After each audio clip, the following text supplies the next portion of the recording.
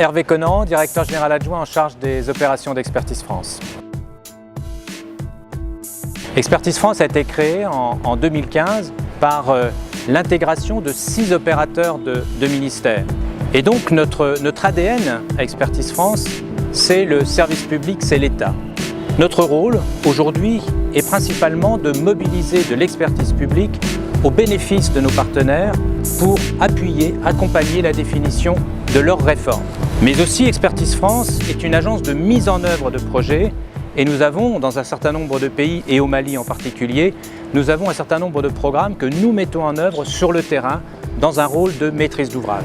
En 5 ans, l'activité d'Expertise France a fortement évolué et l'État français a souhaité renforcer le rôle d'Expertise France en tant qu'opérateur interministériel du gouvernement, c'est-à-dire l'opérateur de tous les ministères et donc porteur de toutes les expertises. Ainsi, depuis le 1er janvier 2021, JCI, l'opérateur du ministère de la Justice, a rejoint Expertise France, ce qui nous permet là encore d'élargir la palette des appuis, des expertises que nous pouvons mobiliser au bénéfice de nos partenaires.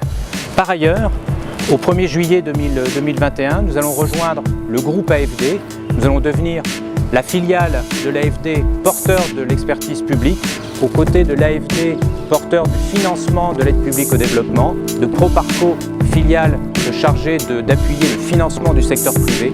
Et donc nous jouerons le rôle de plateforme de mobilisation de cette expertise publique au bénéfice de nos partenaires.